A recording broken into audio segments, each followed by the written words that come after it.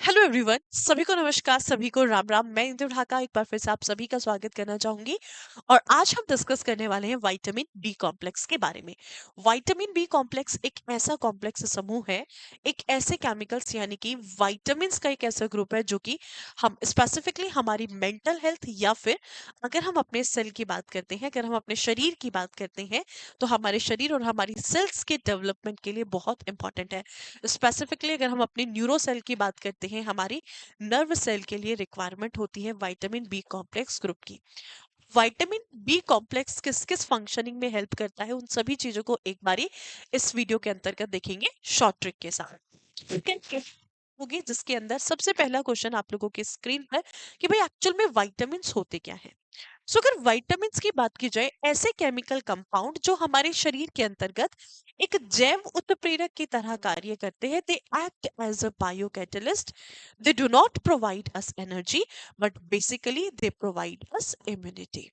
तो विटामिन जो है ऐसे जैव उत्प्रेरक होते हैं जो हमारे शरीर को कभी भी ऊर्जा प्रदान नहीं करते हैं, ऊर्जा तो नहीं देते, बट ये हमारे शरीर को रोगों से लड़ने की क्षमता, रोग प्रतिरोध क्षमता या फिर हमारे हमारे शरीर की वृद्धि में या फिर विकास में, एक तरीके से आप कह सकते हैं शारीरिक विकास में यह मदद करते हैं।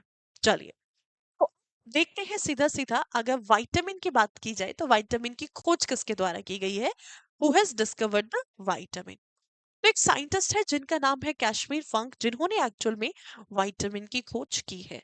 तो विटामिन बी कॉम्प्लेक्स ग्रुप की बात करते हैं। बी कॉम्प्लेक्स ग्रुप की खोज किसके द्वारा की गई और कौन कौन से विटामिन इसके अंतर्गत आते हैं? चलो, तो विटामिन बी कॉम्प्लेक्स ग्रुप की डिस्कवरी किसके द्वारा की गई है, ये क्वेश्चन आप लोगों के हवाले। अगर विटामिन बी कॉम्प्लेक्स की बात की जाए तो यहां से आप लोगों को एक चीज याद रखनी है, तब हम विटामिन बी कॉम्प्लेक्स ग्रुप की बात करते हैं।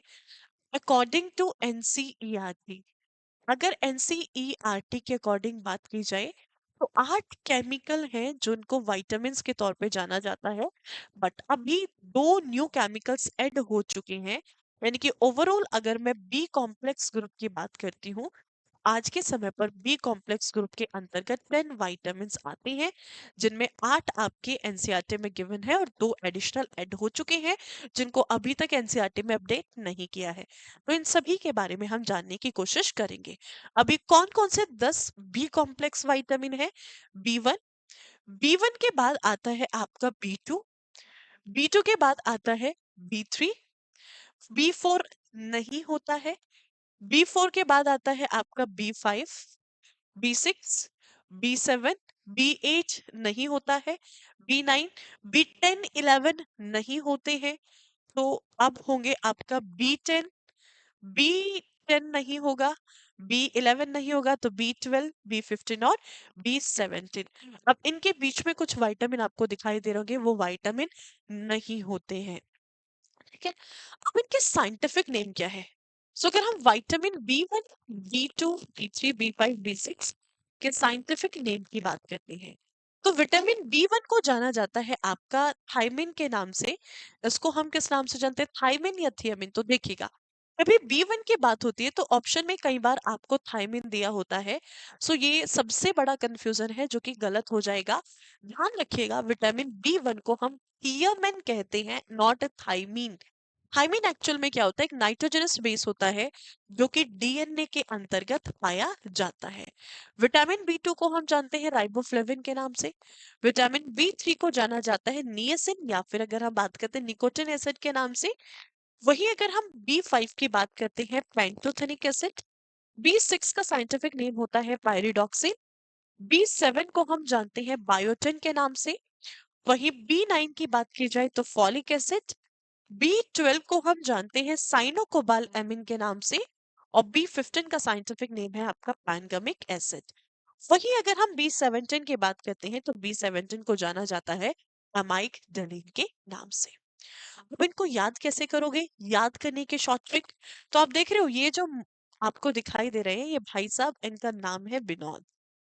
तो भाई, आपको एक पैंट पसंद आती है और आपको डेट पे जाना था, डेट पे जाने के लिए आप मॉल गए, सुंदर सी पैंट खरीद के लेकर के आए कि भाई बड़ी स्टाइलिश लेकर के मैं आ रहा हूँ, अभी फैशन अभी ट्रेंड में चल रहा है, तो अभी मैं इसको लेकर के आ गया, आपने पहनी, बड़ी खूबसूरत लगी, तो भाई विनोद को भी वो पसंद आ गई। विनोद कहते हैं भाई तू उतार, मुझे पहननी है, ठीक है, मैं पहनूंगा। तो विनोद ने वो पहनी, विनोद को वो नहीं आई, फिर भी उसको अच्छी लगी, तो उसने जबरदस्ती पहन ली। तो इसको याद करने के लिए एक शॉर्ट ट्रिक है, थारी न्यू प्रेस पेंट विनोद फंसाकर पहन आया। अब इससे आप कैसे याद रखोगे मैम, ये कैसे काम आएगा? तो थारी के था से थियामिन, री से राइबोफ्लेविन, न्यू से नियासिन, प्रेस और पेंट को उल्टा कर लेना, प्रेस से पायरिडॉक्सिन, पेंट से पेंटाथेनिक एसिड, विनोद के बी से बायोटिन, फसा के फा से फॉलिक एसिड, कर के का से साइनोकोबाल एमिन, पहन के पास से पेनगमिक एसिड, और आया से है एमाइगडेलिन। तो थारी न्यू प्रेस पेंट विनोद फंसाकर पहन आया, this is what the short trick, ठीक है। तो थारी न्यू प्रेस पेंट विनोद फंसा करके पहन आया, समझे? चलिए, तो ये था इनको याद करने के शॉर्ट ट्रिक, कैसे लगे कमेंट सेक्शन में जरूर बताइएगा। अब हम बात करेंगे कि इन विटामिन की कमी से हमारे शरीर के अंतर्गत कौन कौन से रोग घर कर सकते हैं, क्यों है जरूरत इन विटामिन की और क्या आवश्यकता है हमारे शरीर को। चलिए, पूरी की पूरी बी कॉम्प्लेक्स ग्रुप की बात करते हैं कि किस विटामिन के कारण हमारे शरीर के अंतर्गत कौन सा रोग हो सकता है, कौन सा रोग हमारे शरीर के अंतर्गत घर कर सकता है। चलिए, तो सबसे पहले हम किसकी बात करेंगे यहाँ पर? सबसे पहले हम बात करने वाले विटामिन बी 1। तो अगर विटामिन बी 1 की बात की जाती है, तो बी 1 की कमी से हमारे शरीर के अंतर्गत बेरी बेरी नामक रोग होता है, जो स्पेसिफिकली हमारी नर्व्स को इफेक्ट करता है। ये हमारे नर्व्स यानी कि हमारी तंत्रिकाओं को प्रभावित करता है। अगर ये तंत्रिकाओं को प्रभावित करता है, तो यहाँ से नर्व पैरालिसिस होने के चांसेस भी बढ़ जाते हैं, यानी कि इंसान यहाँ से मानसिक रोगों से शिकार हो सकता है। तो ये हमारी मेंटल हेल्थ के लिए बहुत ज्यादा जरूरी है। वहीं अगर हम बी 2 की बात करते हैं, बी 2 की कमी अगर हमारे शरीर के अंदर होती है, तो ये सीधा सीधा हमारे स्किन को प्रभावित करता है, ये सीधा सीधा हमारी त्वचा को प्रभावित करता है। जैसे इसकी कमी से हमारे मुंह में छाले पड़ना, ब्लिस्टर्स का मतलब है मुंह में छाले पड़ना, या फिर रेडनेस ऑफ टंग, जीभ का लाल हो जाना, हमारी जीभ लाल हो जाती है, मुंह में छाले पड़ने शुरू हो जाते हैं।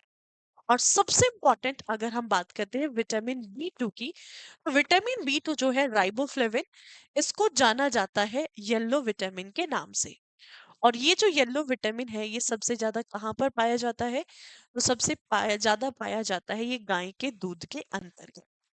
तो इसीलिए कहा जाता है कि बच्चे के लिए माँ के दूध के बाद अगर एक संपूर्ण आहार है, वो माँ का दूध है, और माँ के दूध के बाद अगर किसी चीज की जरूरत है, तो आप उसको गाय का दूध पिलाइए, क्योंकि वो उसके मानसिक विकास के लिए बहुत अच्छा होता है। आगे बात करेंगे विटामिन बी 3, जिसको हम जानते हैं नियासिन के नाम से। और अगर विटामिन बी 3 को देखा जाए, तो विटामिन बी 3 की कमी से हमारे शरीर के अंदर D4 डिजीजेस होती हैं। D4 रोग इनको कहा जाता है। D4 क्या है, इसको अभी हम डिस्कस करेंगे। इसके अलावा बी 3 की कमी से एक और रोग होता है पेलिग्रा। तो विटामिन बी 3 को एक और नाम दिया जाता है, एंटी पेलिग्रा विटामिन कहा जाता है।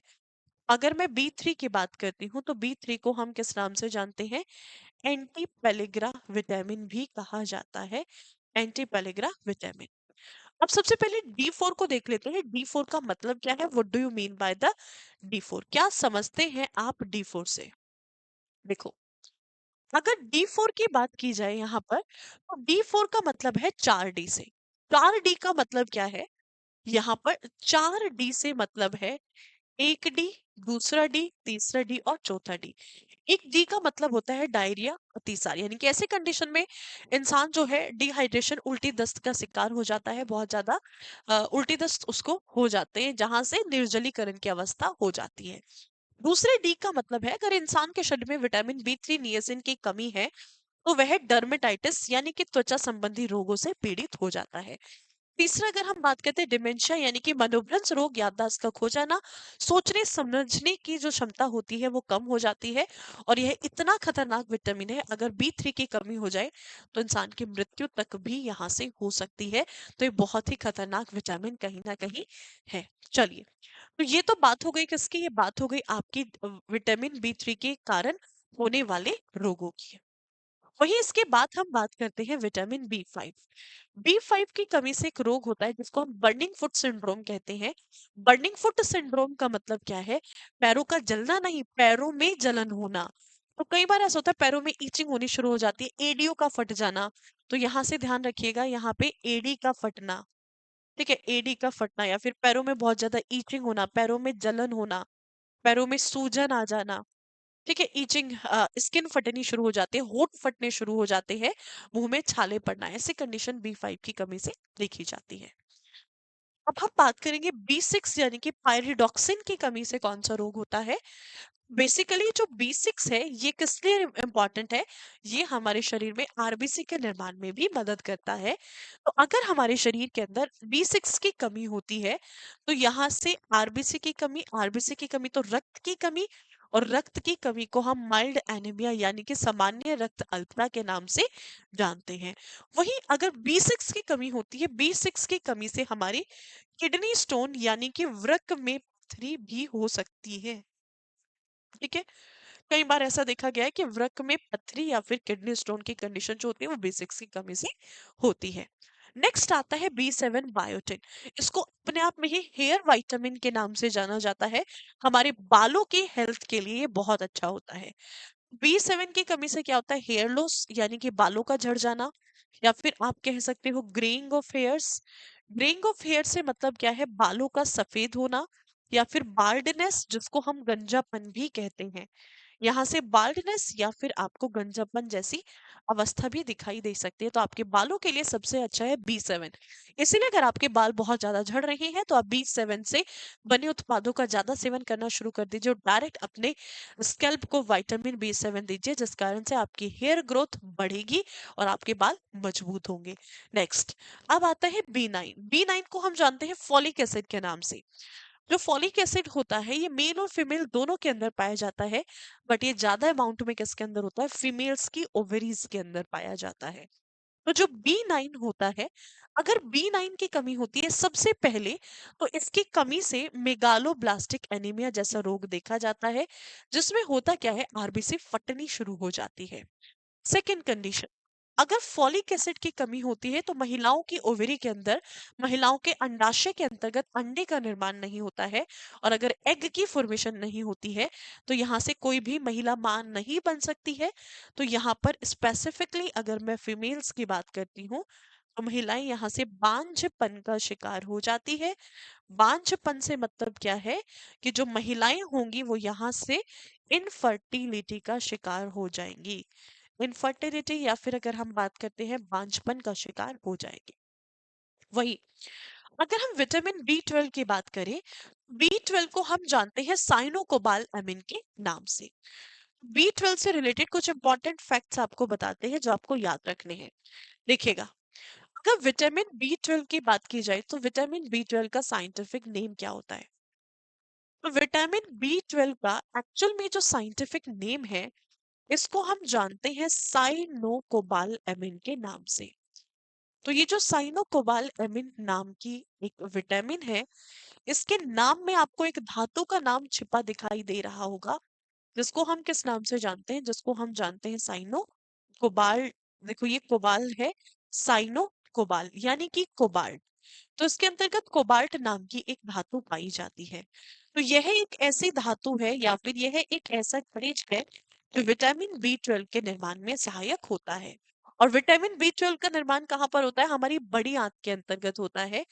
तो इसका निर्माण अगर आपसे पूछा जाए तो इसका जो निर्माण होता है वो होता है हमारी बड़ी आंत के अंतर्गत यानी कि लार्ज इंटेस्टाइन।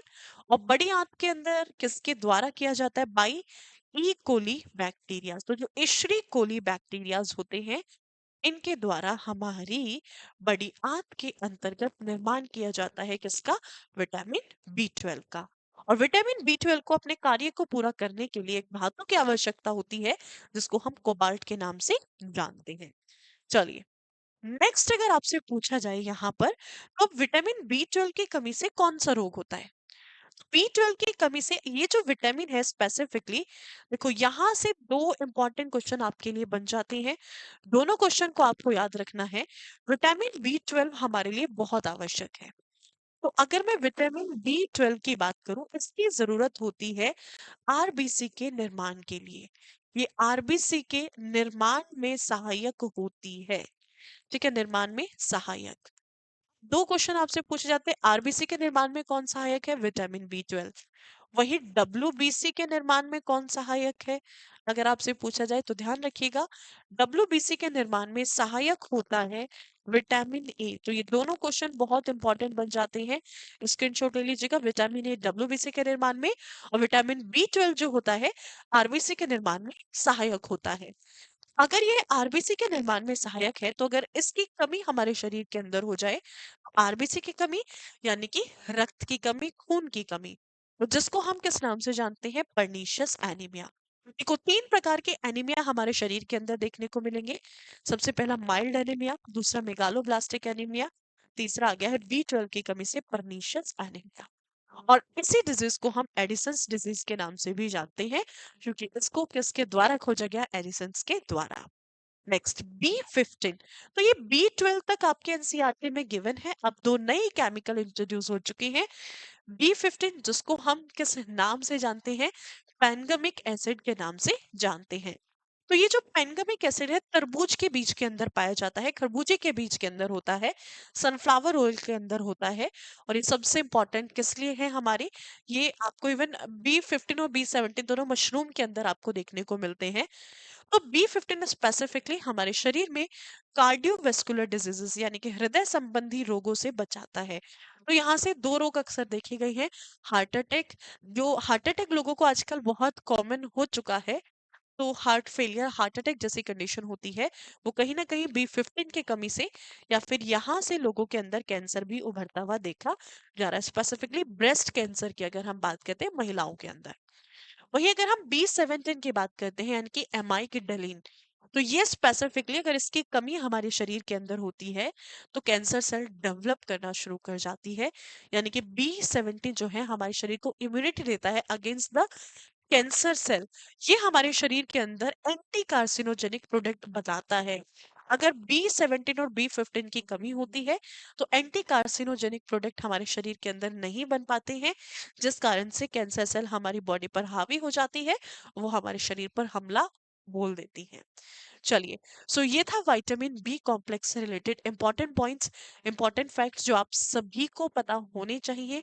सो चलिए guys, so that's all for today, that's the wrap. So ये था विटामिन बी कॉम्प्लेक्स, जिससे रिलेटेड जितने भी क्वेश्चन बनते हैं आप लोगों के लिए बहुत हेल्पफुल होंगे। So thank you so much guys, ऐसी और वीडियो के लिए अभी सब्सक्राइब कीजिएगा। आपका अपना परिवार। मिलते हैं आप लोगों से नेक्स्ट क्लास में, तब तक के लिए आप लोग अपना ख्याल रखिएगा। और क्लास कैसी लगी कमेंट सेक्शन में जरूर बताएंगे, और दूसरे किस टॉपिक पर आप वीडियो चाहते हैं ये जरूर कमेंट सेक्शन में मेंशन कर दीजिएगा। सो चलिए guys, thank you so much. जय हिंद, जय भारत।